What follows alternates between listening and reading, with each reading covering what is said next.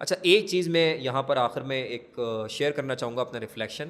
ایک عام طور پہ ایک سوال اٹھایا جاتا ہے کہ جناب ہم اپنے ملک کی جیسے بات کر رہے تھے کہ ہمارے بچوں نے فلاں سبجیکٹ کے اندر جناب ٹاپ کر لیے. کووڈ کے اندر آپ کو پتا تھا ایک ٹائم آتا ہے جس میں ٹاپرز میں اور تقریباً ہائی اچیورز تب سبھی بن گئے تھے. 1100 میں سے 1100 مارکس بھی آ رہے ہیں اور اس طریقے سے سلسلہ چل رہا ہے. تو کچھ لوگوں نے ایسے ہی ایک سوال اٹھایا کہ پھر ہم سائنسدان یا اس طرح کے لوگ پیدا نہیں کر پاتے جو امپیکٹ کرتے ہیں پوری دنیا میں. جب اتنے ہم نمبر لے رہے ہیں یہاں پر تو ہمارے یہاں کیوں نہیں پیدا ہوتے. اچھا اس پر میں نے ایک بات یہاں پر اپنی ایک ریفلیکشن میں شیئر کرنا چاہوں. دیکھیں ہمارے یہاں ایک بڑی عجیب سی بات یہ ہے کہ ہم اس بات کو نہیں سمجھ رہے کہ ہم یہ مانتے ہیں کہ ایک ذریعہ ہے علم کا. آئی ایم ٹاکنگ اباؤٹ ایپسٹیمالوجی نا, ذریعہ علم کی بات, دار علم کی. ایک ذریعہ ہے جس کو کہتے ہیں وحی, جو کہ بالکل ایسا ہے کہ جس میں کوئی شک و شبہ نہیں ہے, ایبسولوٹ سورس آف نالج ہے. ٹھیک ہے نا, حتمی معیار علم آپ کہہ لیجیے, اسلامک فریم ورک میں. بالکل بنیاد تو ہے نا, ہم وحی پہ تو کوئی ڈاؤٹ نہیں کرتے.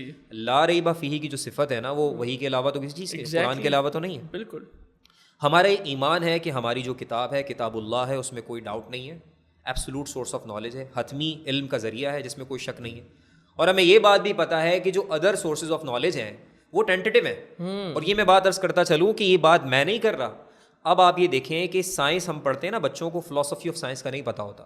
یہ میں نے ایک جگہ پہلے بھی بات کی تھی ایک پلیٹ فارم پہ کہ ہمارے بچوں کو سائنس کے ساتھ ساتھ فلسفی آف سائنس پڑھانے کی ضرورت ہے. They should learn about the way science is developed. بھائی سائنس ڈیولپ کیسے ہوتی ہے, سائنٹیفک نالج کیسے بنتی ہے, یہ ان کو نہیں پتا. انہوں نے تھیوریز یاد کر لی, پریکٹیکل بھی کر لیے, ان کو یہ نہیں پتا کہ سائنسی علم بنتا کیسے, کس طرح تجربہ مشاہدے سے یہ تبدیل کس طرح آگے جاتا ہے, بالکل تبدیل کیسے ہوتا ہے. ٹھیک ہے, اور اس کے پیچھے لینس کیا ہے. تو دیکھیں 3 بڑے آپ کے جو نا پیچھے فلسفیز کام کرتی ہیں سائنٹیفک فلسفی کے اندر, یا philosophical schools of thought in science.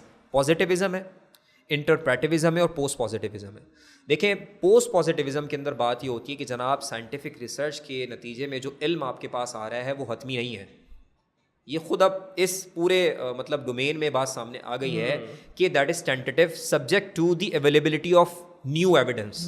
کوئی نیا ایویڈنس آپ کے پاس آئے تو پچھلی نالج کو چیلنج کر دیا جائے گا. اسی لیے ہم اب یہ نہیں کہتے کہ سائنس نے پروف کیا ہے, ہم کہتے ہیں سائنس نے ایک مطلب یہ گواہی سامنے لے کر آیا, نہیں مطلب سائنسی ثبوت سامنے آیا.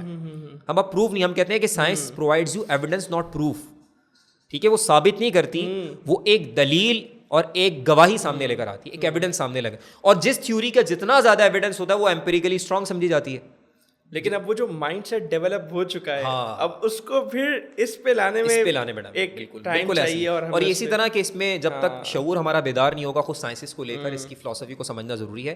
تو میں اب بات کو کنکلوڈ کرتا ہوں. ہمیں پتہ چل گیا بھائی قرآن کے نتیجے میں جو علم ہے, جو قرآنی علم ہے, جو قرآن ہمیں علم دے رہا ہے وہ تو حتمی ہے, وہ تو وہی اس کی سورس ہو گئی, مسلمان ہی مانتے بھی ہیں. اور دوسری طرف جتنا علم ہے وہ کیا ہے, وہ ٹینٹیٹیو ہے. اب مزے کی بات آپ دیکھیں, ہمارے یہاں اپروچ یہ کہ ٹینٹیٹیو علم کی بنیاد پر اس کو چیک کر رہے ہوتے ہیں. ایگزیکٹلی, جو ایبسولوٹ سورس نہیں ہے اس کی بنیاد پر آپ ایبسولوٹ سورس کو ایویلویٹ کر رہے ہیں. ٹھیک ہے, اس پہ کرٹیک بھی کرتے ہوئے الیاذ باللہ ہمارے لوگ کچھ نظر آتے ہیں. اوور آل یہ کلچر نہیں ہے, لیکن جب ظاہر سی بات ہے بہت زیادہ اس طرف بندہ چلا جاتا ہے اور اس کو وہی کا پتہ ہی نہیں ہوتا تو اس پہ بھی کریٹک شروع کر دیتا ہے. ہونا کیا چاہیے تھا کہ ہم لا ریب فیہ جس علم کی صفت ہے, جس کتاب کی صفت ہے, اس کو ہم سامنے رکھتے, اس پر تو ہمیں کوئی شک نہیں ہے. اس کے علاوہ تمام علوم پر اسکیپٹیکل پرسپیکٹو میں دیکھتے, تشکیک کے ذریعے دیکھتے. اس کا نتیجہ کیا ہوگا؟ اب میں بات کروں, یہ نیگیٹو بات لگ رہی ہے لیکن پازیٹیو کہاں پر ہے؟ پازیٹیو یوں ہے کہ سائنس مووی اس طرح کرتی ہے, آپ کو اسکیپٹیکل ہونا پڑتا ہے, پہلے آپ تشکیک کی طرح چل کر پھر نیا علم سامنے آتا ہے. مطلب ہمیں جتنا سائنس میں کنٹریبیوٹ کرنا چاہیے تھا ہم نے تو کیا ہی نہیں, حالانکہ ہمارے پاس وہی ہے, ہمارے پاس ایبسولوٹ سورس آف نالج ہے. ہم تو اگلے سورس کو ویسے ہی ایبسولوٹ نہیں مانتے, تو اس کا مطلب اس میں زیادہ کنٹریبیوٹ ہونا چاہیے تھا, زیادہ ہمیں نظریات کو آگے نئے ایویڈنس, نئے پیراڈائم شفٹ ہمیں کرنا تھا. تو پیراڈائم شفٹ ہم کہیں بھی نہیں کر پا رہے. اس کا مطلب یہ ہے کہ ہمارا بچہ جب سائنس پڑھتا ہے وہ کتنے نمبرز کیوں نہ لے لے, اس کو سائنس کا لینس نہیں ہے, اس کے پاس سائنٹیفک لینس نہیں ہے, میتھمیٹیکل لینس نہیں ہے. اس کو یہ نہیں پتا کہ میتھمیٹیشین دنیا کو کس نظر سے دیکھتا ہے. سائنسدان اگر ہوتا ہے یا سائنس کے ڈومین میں جو بندہ ہے اس کو دنیا کیسے نظر آتی ہے, وہ لے مین کا لینس نہیں ہوتا اس کے پاس. تو یہ لینس اس کو پتہ چلے کہ ایک سائنس کا بندہ دنیا کو کس لینس سے دیکھے گا, کس طرح چیزیں, نیچر اس کو کیا پیغام دے رہی ہوگی, اور میتھمیٹکس کے بندے کو کس طرح چیزیں نظر آ رہی ہیں, فینومینا اس کو کلیئر ہو, پھر وہ یہ جان لے کہ میرے پاس ایک ایسا علم ہے جس میں کوئی شک نہیں ہے. اب اس کا مطلب یہ ہوا کہ میں اس پر ڈاؤٹ بھی کروں گا لیکن میں اس کو پہلے پڑھوں گا. دیکھیں ڈاؤٹ کرنے سے پہلے, کرٹیک کرنے سے پہلے آپ کو پہلے جانچنا ہوتا ہے کہ اب تک سائنس اسٹینڈ کہاں کرتی ہے. آپ کو ایسے ہی نہیں اڑا دینا ہے زمین سے, تو وہ تو پھر جہالت ہو جائے گی. اب تک کی سائنٹیفک انویسٹیگیشن کہاں آ گئی وہ میں جانوں گا, ٹھیک ہے, اپنی فیلڈ میں کام کر کے جو بھی میں ڈسپلن اڈاپٹ کرتا ہوں. اس کے بعد میں کرٹیکلی آگے بڑھوں گا, یعنی I will be having a critical lens toward scientific knowledge.